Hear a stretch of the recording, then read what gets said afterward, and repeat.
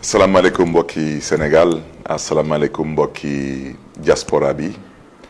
asalaamaaleykum mbokki département de Dakar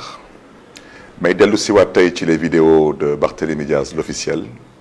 ñëw waxtaan si ak yéen mbokk yi yëgal leen tamit fan nañu toll ci lii di xeex bu ñuy xeex pour mën a aar suñu tefes mooy lu ñuy woowee la sauvegarde du littoral may njëkk jaajëfee monsieur le préfet de Dakar di jaajëfee madame le sous-préfet des Almadies ñu ngeen xam ne ni tey mardi le 9 juin 2020 dañu woote benn ndaje benn waxtaan benn sottante xalaat ci le site concerné préfet de Dakar di représentant de l'État di autorité joxe xalaatam dafa daal di convoqué benn décret de 1996 décret boobu mu joxe xalaatam ci fan la commune Fann Point E di commencé ak fu muy jeexee ak fan la commune Mermoz Sacré-Cœur di commencé ak fu muy jeexee ñu ciy jaajëfee bu baax a baax monsieur le préfet du département de Dakar lu ci préfet wax dégg naa ko wante wax naa préfet que d'accorduma si parce que lii di géeju Mermoz mi ngi biir commune de Mermoz Sacré-Cœur te loolu amul benn mbindeef bu fi mën a dugal ci boppu askan wi leneen parce que fii la ñu juddoo ñun fii la ñu yaroo une fois de plus te indiqué naa ko tamit à monsieur le préfet de Dakar respectueusement nee naa ko décret 1996 bu ngeen convoqué décret boobu bu ngeen di ko convoqué ak bu ñu koy jël am na ay tali yu ngeen xam ne ni jamono yi ça n'existait pas dans le département de Dakar man nag lu ma convoqué moi j'ai convoqué le décret 2008-1025 du 10 septembre 2008 ku convoqué décret 96 man ma convoqué décret 2008 day abrogé décret 96 kooku moom daanaka ala kulli al ñëpp xam nañ ko bugguma xëccoo ak kenn parce que suma cër du di xëccoo wala di werante ak préfet de Dakar wala di xëccoo wala di werante ak sous-préfet des Almadies parce que ñoom ak ñun benn lañu moo tax ma ñaax suñu avocats yi nañu saisir la justice sénégalaise saisir le juge compétent en la matière pour ñu mën a am ci ñoom lu ñuy wooyee ci tubaab surseoir à exécution daanaka na ñëpp taxaw na ñëpp teg lépp ci suuf ba justice sénégalaise daal di ci joxe xalaatam loolu moo jaadu mbokk yi lu may wax dafa am solo du waxu politique waxu suñu moomeel la suñu alal la suñu ëllëgu doomi la man Barthélémy Diaz wax naa ko nee naa bépp citoyen sénégalais personne physique wala personne morale nga yor sa ay dossier nga indi ko te awma lenn lu ma ciy teg daanaka awma lenn lu ma mën a convoquer ci code général des collectivités locales muy loi awma lenn lu ma mën a convoquer ci code de l'urbanisme muy loi awma lenn lu ma mën a convoquer ci code de l'environnement muy loi wax dëgg yàlla booba naa la signer sa këyit te wax naa ko moo tax ma ne amul benn révélation bu ñu fi def ci Barthélémy Diaz parce que j'ai déjà indiqué que j'ai eu à signer des permis de construire sur le domaine public national ou sur le domaine public maritime parce que nag ku dem ba am sa wërsëg man kenn faluma bu may xañ nit ñi seen wërsëg wante dégg naa fii suma benn kilifa di suma wójur di monsieur Pierre Goudiaby Atepa jot fii wax ay wax ñu ma jàpp ne ni mënoon na ñàkk lenn rek laa bëggoon wax ci lii di domaine public maritime je pense que Pierre Goudiaby Atepa ci jamono président Abdoulaye Wade ñun ñëpp xamoon nañ que moo nekkoon le conseil architecte du président Abdoulaye Wade donc moom ci boppam ci domaine public maritime je pense que suñu waxee tey porte du millénaire kooku xalaatu Pierre Atepa la te bu mu koy défendre kenn musuma dëgg ma koy xas parce que mën naa juum wante am naa yaakaar ne ni que particulièrement askanu Médina dañ ci gis seen bopp dañ fay dem di fa féexlu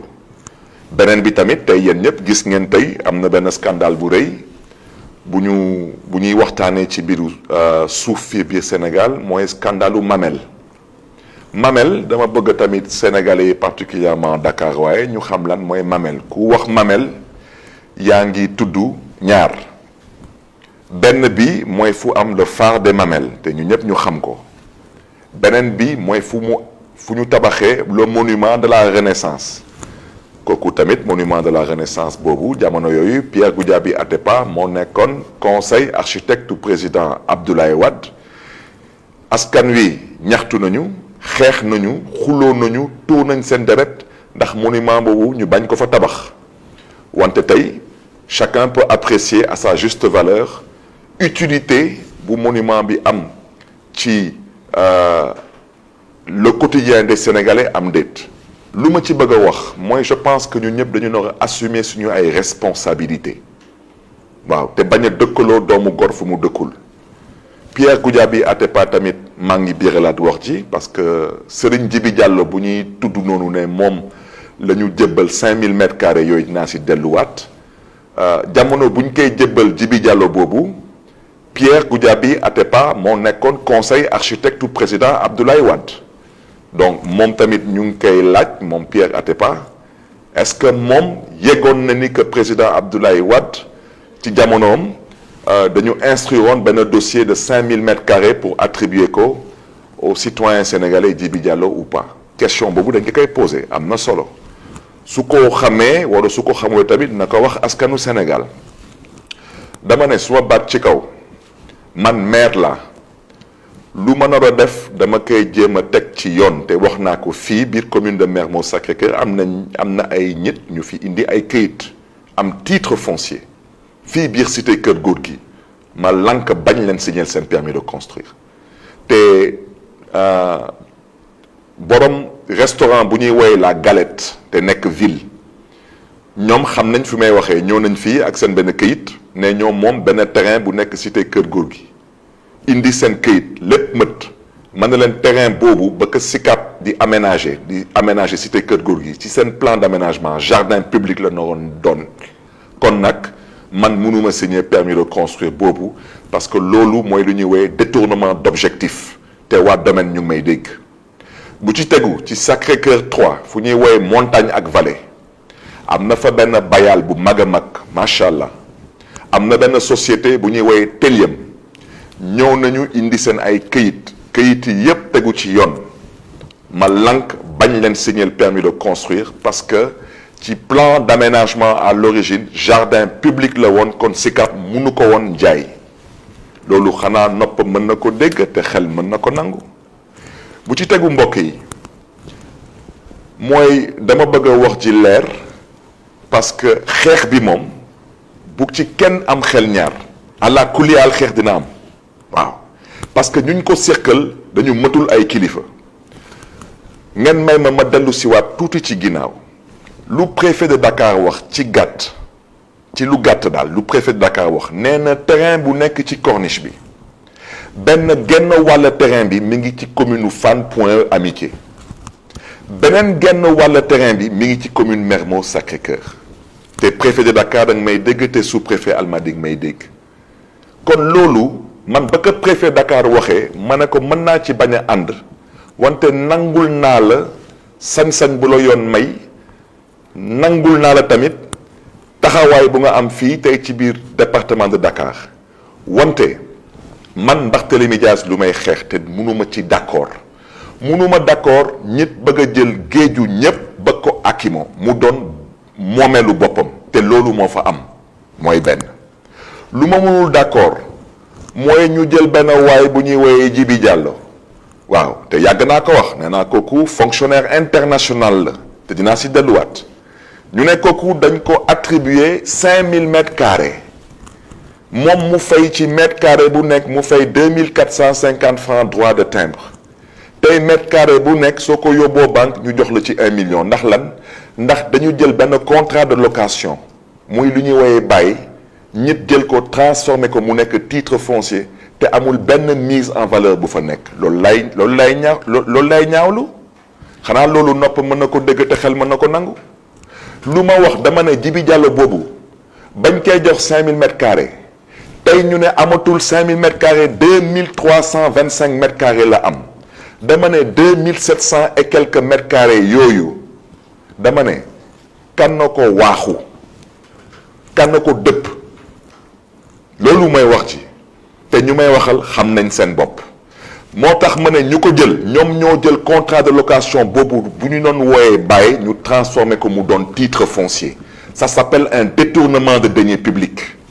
moo tax ma ne leen ala kulli al xeex dina am bu ma ciy teg te kooku dama ci insister dama ne il faut qu'on se comprenne dégg naa sànq ku ñuy wooyee monsieur Djibi Diallo sous-préfet de Dakar Plateau yëkkati ay kaddu tudd fa sama tur maa ngi koy ñaawlu bu baax a baax bu ci njëkk dinaa njëkk a jéggalu kii di le préfet de Dakar parce que bépp sous-préfet bu nekk biir Dakar moo la ilif te wax dëgg yàlla tey ci suba démarche responsable le préfet de Dakar tey ñëwee ci site boobu wante nag su ma baat ci kaw comme dëkk bi dafa am lu ñuy woowee VAR na ngeen ma génnal ban VAR fu Barthélémy Diaz tudd Djibi Diallo sous-préfet de Dakar Plateau fan laa ko tudd moom nag su demee tey ba di ma tudd je souhaiterais qu'il sache que je ne l'ai pas sonné c'est très important moom ci boppam balaa muy ñëw Dakar Plateau na wax askanu Ndakaaru jaar-jaaram Sangalkam na leen ko wax na wax askanu Ndakaaru jaar-jaaram fële ci Gossas góor bu ñuy woowee Abdou Diong nekkoon représentant du khalife général des Mourides fële ci Gossas lan lañ fa jotee ak moom lan la jotee ak góor googu kon nag moom su jaaree tey moo xam Sangalkam jaar Gossas ñooñu wax lu ñaaw ci moom su ñëwee tey biir Ndakaaru ba di tudd Barthélémy Diaz dama bëgg mu xam ne ni man du ma nawleem du man ak moom parce que man musuma laal ci mbiru suuf te moom je reviens à ce que j'ai déjà dit je ne l'ai pas sonné je n'ai jamais cité monsieur Djibi Diallo sous-préfet des Almadies nulle part il ne m'intéresse pas ce qui m'intéresse je reviens à ce que j'ai dit c'est le pillage et le bradage du littoral cette association de malfaiteurs cette bande de voleurs et de pilleurs et vous connaissez très bien soi-disant fonctionnaires de l'État du Sénégal, une bande de fonctionnaires véreux. Je vous dis que ça ne passera pas. Quant à ce site, je reviendrai sur le site. Comme monsieur le sous-préfet de Dakar Plateau a décidé qu'on ne reviendra pas, eh bien je reviendrai. Je reviendrai, et cette fois-ci, je reviendrai avec la jeunesse de Dakar. Il n'est pas question de vous laisser piller le littoral sénégalais. Il n'est pas question de vous laisser privatiser des plages publiques. Vous n'impressionnez personne. Vous n'intimiderez personne. Je suis au regret de vous dire que vous êtes une bande de vermines, des moins que rien. Vous n'avez même pas honte de sucer le sang du peuple sénégalais. Honte à vous qui n'avez même pas honte de sucer le foncier du peuple sénégalais. Honte à vous pour de petites enveloppes. Honte à vous. Sans aucune diversion, chers amis, je reviens à ce que j'ai dit. Nous exigeons un surseoir à exécution sur le site jusqu'à ce que le droit soit dit. Je reviens à ce que le préfet de Dakar a dit et nous le respecterons. Le terrain est à cheval entre la commune de Fann-Point Amitié et de Mermoz-Sacré-Cœur dans l'entendement du préfet de Dakar qui a convoqué un décret de 1996 que je conteste. Je n'ai pas dit que j'ai raison sur le préfet de Dakar. Je dis que je le conteste avec un décret 2008-1025 du 10 septembre 2008. À la justice de dire le droit. Je terminerai par dire au peuple de Dakar et à la jeunesse de Dakar, levez-vous, mobilisez-vous. Il y a des choses qui sont inadmissibles dans une république qui se respecte. Inadmissibles. Mbokk yi maa ngi leen di jéggalu si les propos ont pu être assez durs, mais aujourd'hui, force est de dire et de reconnaître que trop c'est trop. Il y en a franchement marre de ce pillage à ciel ouvert. Nous devons nous mobiliser, nous devons revenir à la raison, nous devons faire preuve de responsabilité et nous devons faire preuve de tenue et de retenue. On ne peut pas accepter aujourd'hui qu'une petite brochette de privilégiés pensent être mieux nés que l'écrasante majorité des Sénégalais et veulent s'approprier toutes les richesses de ce pays avec la complicité, une fois de plus, et les magouilles de certains fonctionnaires véreux. Et si ces fonctionnaires ne sont pas contents, ils n'ont qu'à aller saisir la justice sénégalaise et on verra bien ce que leur mécontentement donnera comme résultat. Mbokk yi ñu ngi leen di gërëm di leen di sant jërë ngeen jëf.